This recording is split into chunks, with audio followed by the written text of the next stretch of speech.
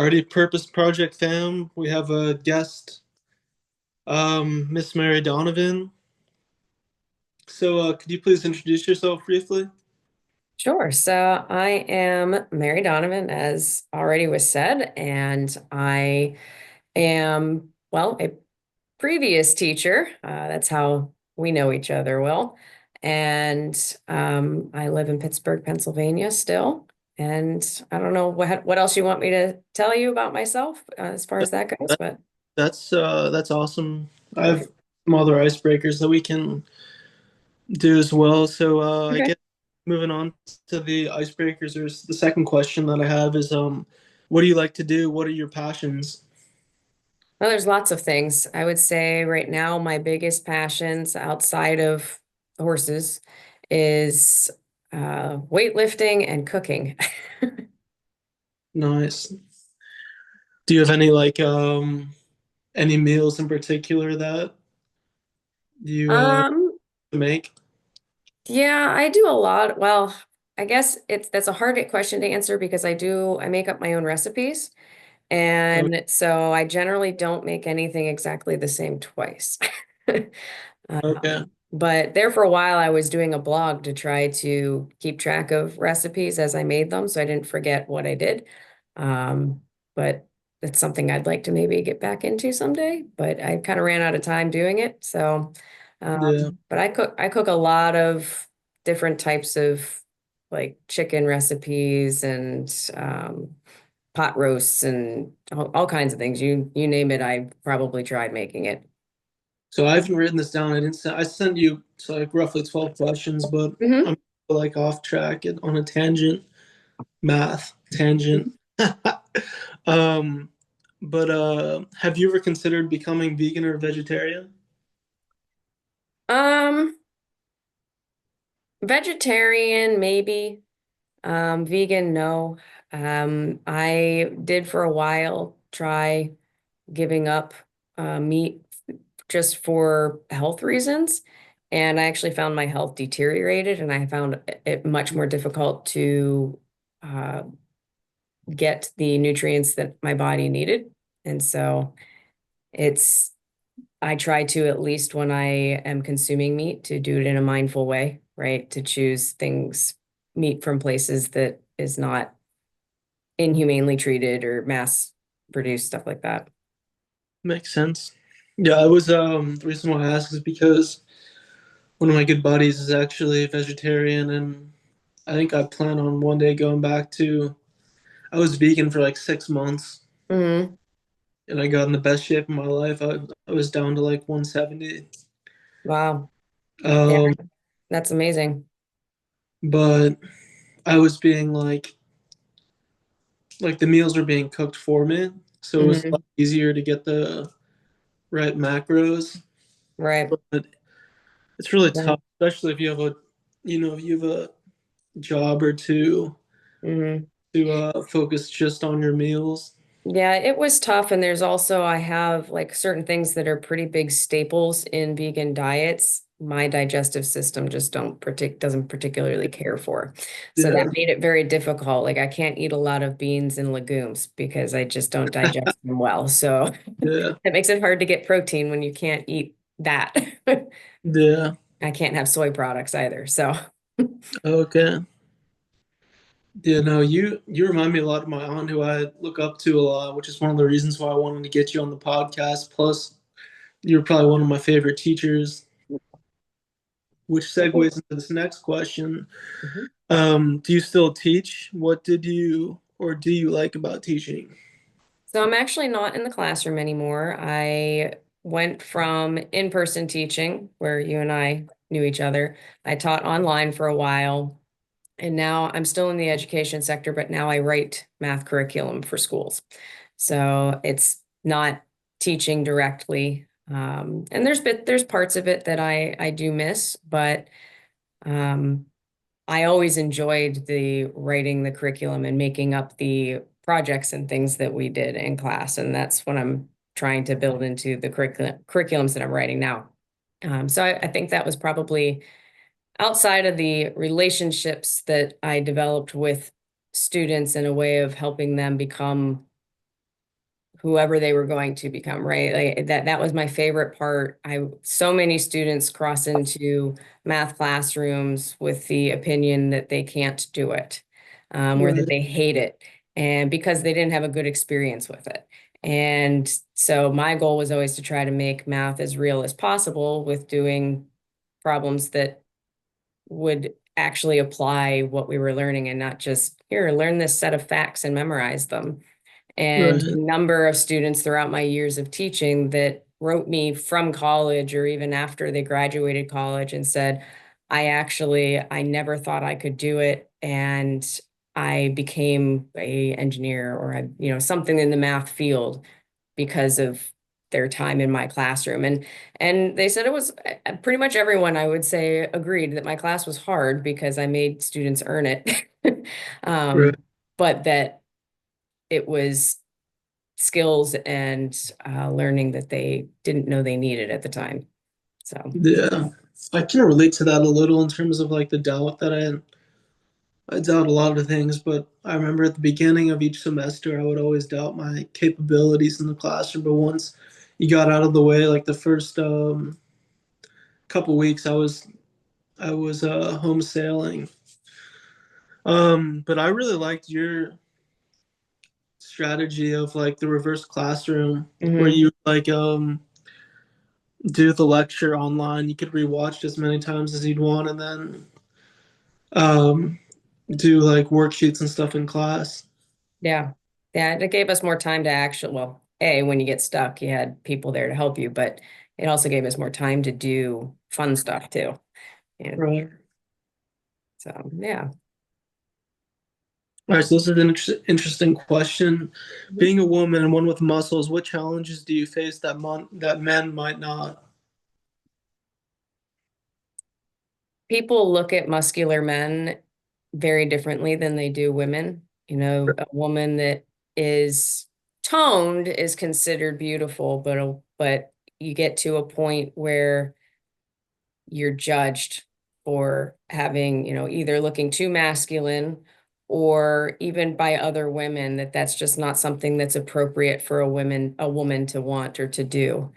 And I've always been a person that never liked to fit into the status quo. And if you tell me I can't do something, I'm going to tell you to hold my beer and watch me do it.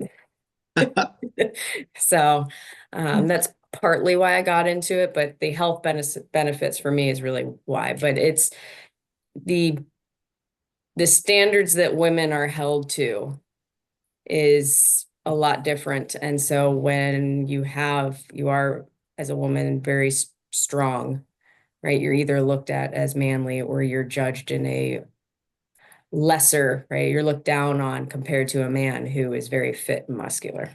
And that's so far I haven't run into it too much. Um, I'm not sure that I haven't necessarily run into it more so than I just don't even acknowledge it, right? Like I don't let that negative energy even enter my brain when people do look at me a certain way. So it could be that too. Yeah, yeah, I've heard that in the gyms. Like, I'm not saying that you're self-conscious or that I'm self-conscious, but for me, sometimes, like I remember watching this dude who was a fitness guy, and he was saying that, like, when you're in the gym, like you think people are watching you, but really they're just focused on themselves. Hmm. We're thinking about like what other people are thinking about. They think that other people are thinking about them or Yeah. something like that. Yeah, I don't, yeah, when I'm in the gym, I know everybody else is there for the same reason, right? Wherever they are in their journey with their working out, right? Or whatever we all have different goals. I would say where I see it the most is actually outside of the gym, right? Where you are out in public and, with the general population, because most people don't work out. Yeah, it's definitely a problem in the United States. Sure is. But I think anyone that's really trying to make personal growth in life has got to consider working out. Mhm. Yeah, I But started with running and did that for a long time. And now I've transitioned. I still run a little bit, but I'm not doing all the half marathons and marathons and stuff that I used to do. The weightlifting has been I would say even more mind and body changing for me than the running. Yeah. I think that for myself, I've always liked having a personal trainer, but the stuff you put out there on Instagram, I mean, it's like all that stuff, like I can do, like I'm just gonna take what you do and then apply it to Mhm. myself. Yeah, I mean, that's honestly why I post it because I've had Yeah, several people tell me that, me posting inspires or empowers them. And then yeah, people, what do you do? And so I post it so that others can. Now, if I put, the weights that I use, I don't expect, someone just starting out to go and do that, but it at least right, gives an idea of, you know, the intensity and like I'm not out there lifting what I call PP weights now, but that's where I started, yeah, right? It's um and what I'm lifting for some people are considered PP weights. right. Yeah, I was never one to like I never could bench a lot of weights, but I'm not sure if you remember, but I played golf. I probably missed a Hmm. handful of classes playing golf, but I can hit the golf ball a long ways, but I'm not like the strongest in the gyms because I have lanky arms. So in the bench press, I can't do as much as someone that has like shorter arms, Hmm. like a Yeah, lot bulkier than I am. yeah, the bench, I'm chest and shoulders are probably my weakest still. I have a metal plate in my neck now and some nerve damage from the fusion and when the disc initially ruptured. So those are the muscles that were most affected. A couple winters ago, I actually had another one go out and I lost use of my one arm for like 4 months. That is Um, terrifying. That's yeah. interesting, actually. I don't know if you scrolled through like my other videos. I'm not sure if this one was posted, but I did a purpose project with this guy named Mike who was a wildlands hotshot firefighter. I'm not sure if you're familiar. No, I didn't see that one. It's I schedule them every Friday, so I'm not sure if it uploaded yet, but Okay. I'm not sure if it was whenever he was doing firefighting. Like they would jump out of a helicopter into like these zones called DZ zones or something, Hmm. and they'd like fight fire. It's so badass, but something happened to his arm too, whereas like he couldn't move it or whatever. But Yeah, it was definitely scary. It's not something, and maybe eventually I'm gonna have to have the surgery done again. But that's actually when I finally got past it a little bit after physical therapy and stuff. That's when I started the weightlifting because I was like, I need to build up as much as I can to try to avoid the surgery. right, And then I fell in love with it. I never liked weightlifting when I was younger. I think primarily because I didn't see the kind of results that I have now because I wasn't doing it correctly. Right. right. That's why I think a trainer is invaluable. But Hmm. yeah. Anyway, this kind of you talked about running earlier. Hmm. So what do you like better, hitting the weights or running? Now it's hitting the weights. It's interesting, 5, 6 years ago, I would have said running. Hmm. I was working two full-time jobs between teaching and I had my big horse training business. And I was in a miserable marriage. And that was my 1 hour a day that just let me completely unplug.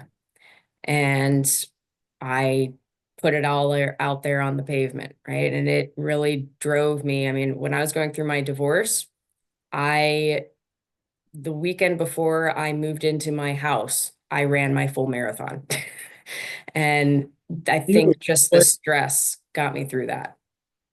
I'm just so fortunate on this podcast. I've gotten to interview some very just amazing people that have been through a lot of difficult experiences, and I'm really sorry that you had an unfortunate marriage, but hopefully you can find somebody. I mean, it wasn't all bad, right? It's just, if I gave anybody advice about, when you're young and whatnot, is really when you're young, you don't really know what you want.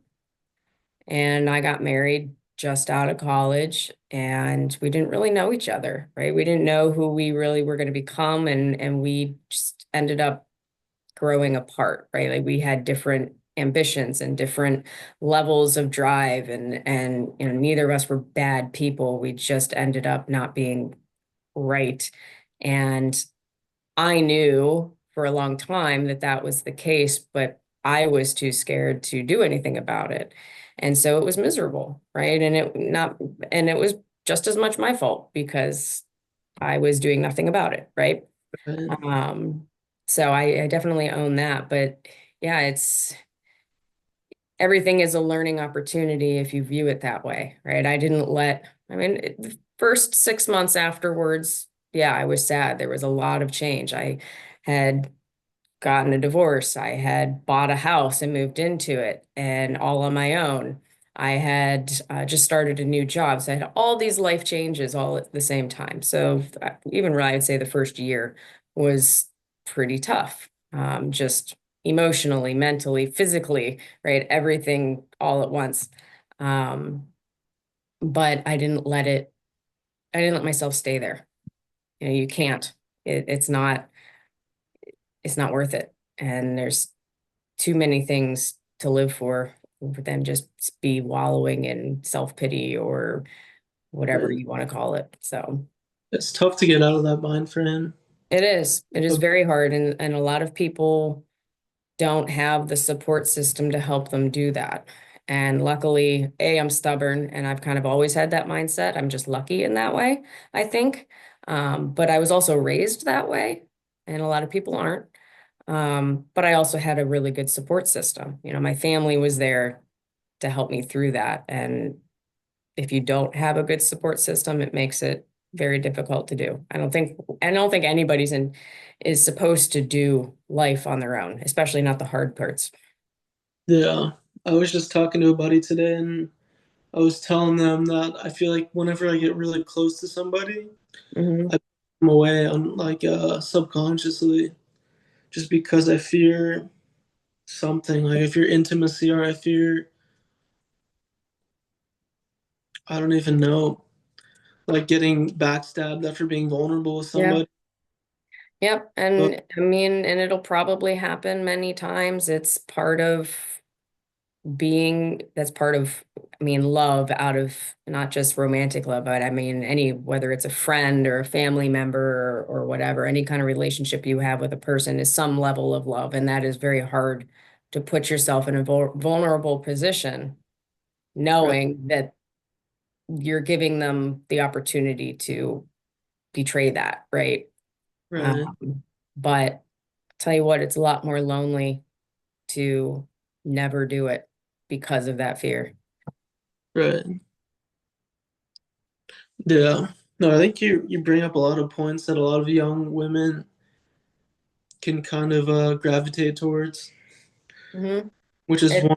So another reason why I wanted to get you on the podcast is because I like what you put out on social media. Like I said before, you remind me of my aunt. She also lives in the Pittsburgh area, and she is very big on working out, and she has like her own little fitness business, and oh, nice. like a superstar too. Very, Does she like own a gym or what is she? I think it's called. I can't remember what it's called, like body something. Okay. Um, but I was thinking about getting into that myself in terms of personal training. Yeah. But I got a long ways to go before I do that. Not too long, but I still want to Yeah. go through some personal kinks. There's no rush, obviously. Right.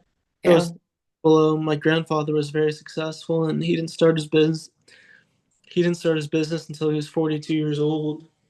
Wow. I mean, a lot of cases it's that because you don't have the knowledge or the financial stability until generally about that time in your life to be able to say, okay, I'm actually going to put some of the money that I have towards that, unless you have a wealthy family that says, here you go, do with it as you please, right? It's so that's not an uncommon story to hear that a lot of people start their first business when they're middle-aged or even older. Yeah, Sometimes not until they retire from the 9 to 5 job.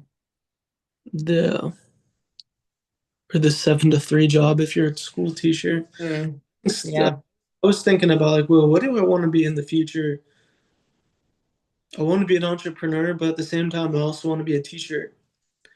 Like once I get past all of my mental issues right now, I would love to. And it's just frustrating that teachers are so underpaid. Yep, I mean that's a big reason why I got out of it. The teaching part is probably the smallest percentage of what you actually are expected to do. And I mean, you're not just like I wasn't just a math teacher. I frequently was a counselor. I was a data analyst. I mean, at Swickley, that wasn't quite as bad, right? But all the other places I worked, I mean, I saw it all. I worked with it all. You have kids from all, especially when I taught virtually. I had kids that came to me with needs that I didn't even know I mean, I knew they existed, but I really hadn't seen on before, right? Anywhere from literal special learning needs to kids that were bullied so badly that that's why they were in virtual school and they couldn't even they had to have an avatar because they didn't want to be seen, to students that were um, never until high school diagnosed with, say, dyslexia, and they struggled with school and they were coming to me with a second grade reading level and a second grade math level because their whatever their need was just never met. um and that's a lot. It's a very emotional job more than anything else. um Right. so it's very rewarding work, but at the end of the day, right now, the way education is going, um we're expected to do essentially 4 to 5 different people's full-time job and make no money for it. So it's Obviously, like, you're definitely far from a greedy person, but it's that just doesn't make logical sense to be in a profession where you're just right. not Well, respected. it used to be a respectable profession where you could, back in the 50s and 60s and even 70s, I would say people could support a family on a teacher salary. I ended up having to leave mostly because my salary was no longer covering my bills to where I would have anything left over if there was an emergency or if I needed to buy a new pair of pants. And yet the salary was still well over what's considered poverty line, but with inflation and just how expensive everything is, I couldn't, as a single person, right? My salary, it just wasn't enough. And that's not changing anytime soon. So I was like, well, I got to figure something else out. So I did. Yeah, that's awesome. I think I'm sure you've heard this a lot, but certain people they say that certain people or certain circumstances um, are only meant to be like a part of your whole life. So this stint at Swickley where I met you could have just been like a stepping stone to your next Hmm. project or your next working opportunity. Yep. Everything is a lesson. Everything happens for a reason. I I know that for a fact just because of the way all of the things that have happened. I mean, we've all been through shit. Sorry, I didn't mean to swear. Um, we've all been through stuff, right? But anytime, no matter how bad it got, on the it ended up being because right on the other side of it was a much bigger, better door that I was supposed to go through. And same with people, right? I through all of that hurt and the divorce, and I all but walked away from my horse business. That's a very traumatic experience. It wasn't fully by choice that happened, but I was basically forced to walk away from it. And that had been my life. That had been my entire life. That's all I knew. I mean, even when I was in high school, I was the horse and band girl. Like that was who I was. And now all of a sudden I was on my own and not the horse person anymore. And I was devastated. I was like, well, who am I? And what do I identify as now? Because all of those things are gone, right? And it opened the doors. Not long after that, I met some amazing people that I wouldn't have met otherwise because it forced me to actually go out into the world and meet new people. Um, that's so like the friend circle that I have now are the best that I've ever had. And that's how I bike now too. That's another passion of mine. I've been biking and kayaking, and I did a mini triathlon this past fall, putting all those things together. Um, just have gotten into the weightlifting and really put focus into that. And all of those things have turned me into a much stronger, much happier, um, just a much better person, right? Like it's so everything, even though you have to go through it and you have to embrace the suck, um, you can't wallow in it, right? Nobody has a definitive line of how long it's going to take. Mine took about a year, and then things started to pick back up, and it feels like it's just been a ball that's been gaining momentum and in a positive way, right? I got my new job and I love it. Um, and Awesome. just it keeps getting better and better and better. Not that there aren't bad days, of course there are, but they don't affect me the way they used to anymore. Right. I think like working out and doing all these triathlons and half marathons and marathons just helps you bring out your inner beast, like Hmm. your inner savage. Yeah, Um, it it helps does. you grow more confidently. I feel like more It comfortable does. body. You have a sense of direction and purpose with work and working out. Hmm. I know for me it was kind of a similar thing to you. I'm not saying that it was better or worse, but I had like a void in my life after Swickley Academy because I was playing sports every single trimester, golf, Hmm. basketball, and tennis, and I was also a student. Hmm. And once I lost like those sports in college, I kind of had a void in my life. Had a girlfriend in high school and lost that too after a couple years in college. Hmm. Just had a lot of voids in my life that I still am working on filling. But yeah, I'm good. Yeah, and I mean, it's a process and it's a lifelong process. It's not, and it's always changing. And that's the beauty and the terrible thing about it, right? Nothing ever stays the same.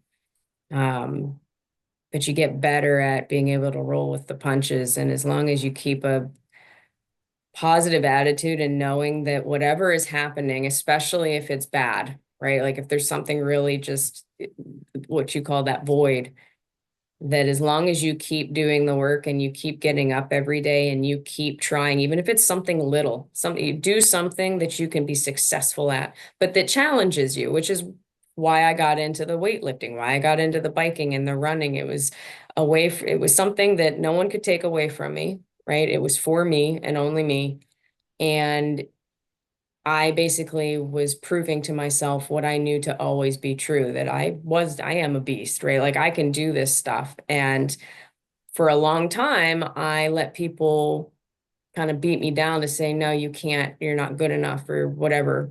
And I would listen to it. I don't listen to that anymore. And I don't let those things stop me. I mean, someday my body, I know I'm not getting any younger, someday my body will stop me. But I'm going to keep pushing until that day happens. Yeah, I mean, with like modern technology and modern medicine, who knows how long we're going to be living? Women, usually typically live longer than males for whatever reason. Males might just be more destructive towards their bodies than Yeah. most women. I actually read somewhere, I'm not sure if you've ever read The Power of Now. I've read blurbs out of it, but I haven't read the whole thing. Yeah, The Power of Now actually says, and I don't know if I'm a feminist, but The Power of Now says that women are actually closer to enlightenment than males. Which is, Believe that. I mean, I can see it because females are often more um, caring and non-judgmental and um, It's the empathy part, I think. yeah, empathy. That's where I'm looking at. Yeah, the empathy part for sure. Not to say men aren't empath. That's just not natural because from a young age, you're taught. cult, societally and everything, that's a sign of weakness, right? That's not something that you should display. But in general, I would say women are that more, it's the maternal, caretaker type. Right. But yeah, and I would say in general, women tend to be, not always, but tend to be more intuitive too, right? Like and it's just the way our brains are wired. We're wired differently. Listen, that's just what men are gonna have to accept. What was I gonna ask you? Um, I mean, you're in the gym. Do you ever see like toxic masculinity? Oh yeah. You're Not like, so not you're, so much in the gym I'm in now. Um, the one that I belong to, I just joined the gym I'm at now in the last few months. And the one that I was going to before, it was just men ogling the women. And of course, there were women there that were eating it up. They dressed that like they were not dressed to actually work out. Like I'm right, not sure how you can wear that and lift weights. But I mean it was a lot of just ogling and I was like, this is not for me. And the only reason I was there was out of convenience. And it was cheap. And so I found another place that's just as convenient and it's a lot better. Um, which is nice. But and so far, everyone that's been there has been super supportive, right? Like I can ask if someone's doing something and I'm interested in it, even if it's a guy, and be like, "Oh, tell me about this, whatever you're doing, or can you spot me, or can you?" And they're just like, "Yeah, sure." And but it's in a supportive way, not like a, "Ooh, I maybe she's single" type. So. right. That's cool. So, getting back to the gym stuff, do you ever get burnt out from the gym? If so, how do you refuel? If not, how do you avoid burnout? Um, yes and no. I would say in the wintertime, sometimes, but it's really since it's so dark and cold and miserable, the gym is my time to like actually do something physical because I work from home. So otherwise, I do have stuff in my house that I can do if the weather's too bad, as far as gym equipment. But I think why I don't get super burnt out is I'm disciplined, right? If I have to miss, like I was at the gym earlier after the conference that I'm here, I was using the gym down in the hotel. I was like, because if I go 3 days, it's really hard to get started back up. But I also vary, so I don't just weight lift. I try to run, or when the weather's nice, I bike at least once or twice a week. Mhm. And so I do other things, and I don't do like I'm not doing full body every day. So one day is my arm day, one day is my leg day, one day is my back day, one day is abs and chest and shoulders. Right. So it's doesn't get as monotonous throughout the week. And every, I don't know, a few months, every like 12 weeks or so, I switch up what routines I'm doing too. Okay, It's yeah. nice. So, and I think that's the key. If you're just going and you're always doing full body and you're always doing the same exercises and you don't have any variation or other things that you're doing, and you don't keep a consistent schedule, because there's days I don't want to go, but I make myself go anyway. Like it's part of Right. my schedule. And I always feel better after I go. I feel worse if I let myself talk myself out of it. Cool. Yeah, I think it's some very good points. Um, so this is a fun question. Where did you get your unique hairstyle from? Did someone inspire you, or was it a personal fun decision? It was just a personal thing. For a long time, when I was younger, up through ninth grade, I had really long hair, long brown hair, and I got really sick of taking care of it. So I chopped it off, and I had kind of like a short, not like this. It was short all over, but not quite this short. Um, and then in college, I started putting in some of the fun colors and I would spike it. And then I don't know why I started. I just decided to first I grew out the front and then I was like, nah, I think I'm gonna do what I have now. And I've had it for a long time. And I've been doing purple for I don't even know how long now. It's been a very long time. It's my favorite color and it's always a comfort. Like no matter where I go, somebody says something to me about my hair. Yeah, I'm sorry if I asked that.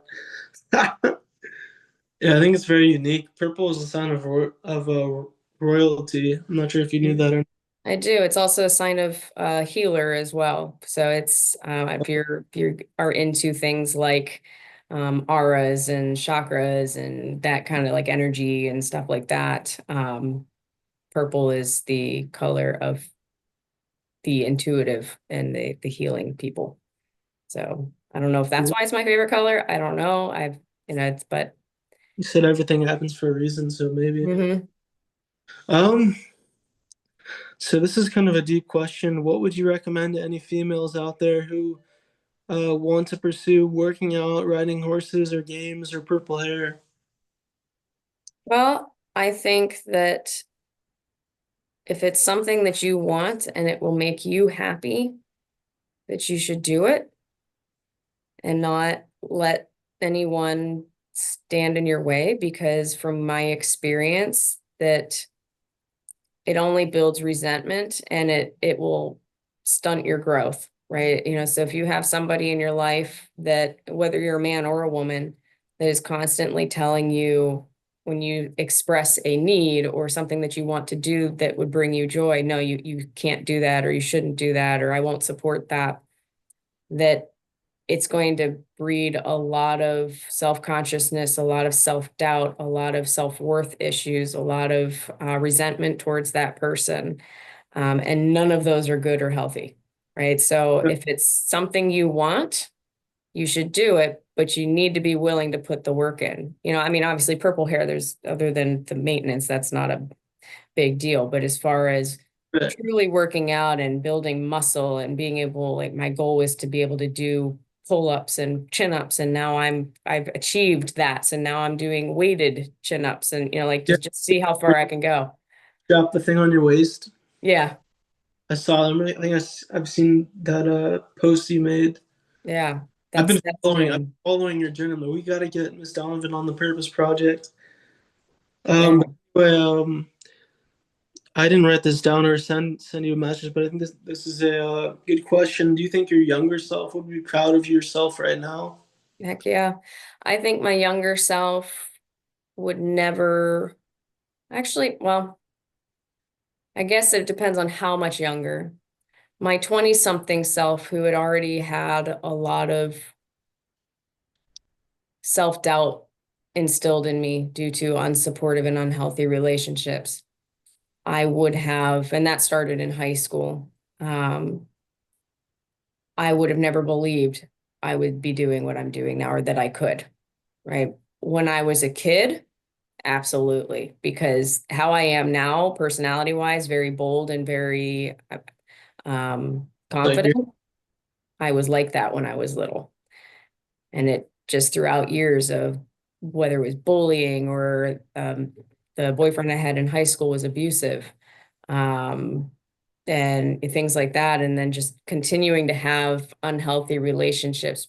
Um, my 20 something and even early 30 something self would have just been like, yeah, right.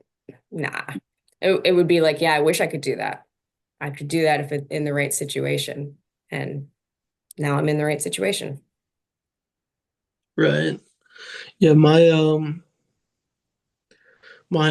we don't really get this deep talking, but we've had some really good discussions, and I think she had a tough go around with a couple of her relationships, which I don't know if it stopped her from pursuing like men. Uh, Mhm. but I just know she had a tough time with a couple relationships, and she's an only mom caring for two kids that are super awesome. Yep, it's Um, but it's I'll tell you what, any single parent, whether it's a single mom or a single dad, they're superhuman in my opinion. I don't It's hard enough to do it with a partner, let alone by yourself. yeah, cool. Well, it's pretty much all the questions that I have prepared. Um, is there any final words you'd like to say to the podcast? I would say just you can do it. And I know it sounds kind of cliche, the like you are enough, but the if you want something bad enough, you need to cut out the naysayers, whatever Yeah. that means, and go get it. Because Yeah. it's while it's really hard and crappy in the time of doing it, and a lot of times the naysayers and the people that you have to cut out are some of the people that are you thought, were either you loved them or they loved you or that was your closest relationship. I had to cut a lot of that out, Good. and it was awful at the time, but it's the best thing I ever did for myself. So I think people need to feel empowered to do that and just find the right support system as they're doing it.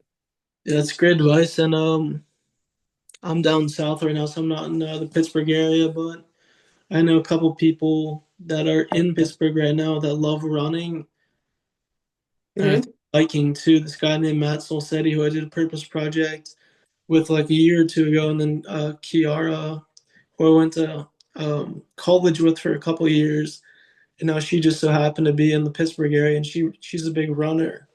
Oh, wow. Okay. Be cool to get the four of us together one day and just either do a run or a brisk walk because I can't run anymore because I tore ACLs in both my legs. Oh, But, geez. but I can still walk and I can still ride a bike with Okay. but I just can't run. And if I do run, I have to have my braces on, run very Hmm. slowly. Yeah. Well, I'm Yeah, definitely not a super fast runner, at least not anymore. When I was yeah, working hard, I got pretty fast, but I like the slow lane now.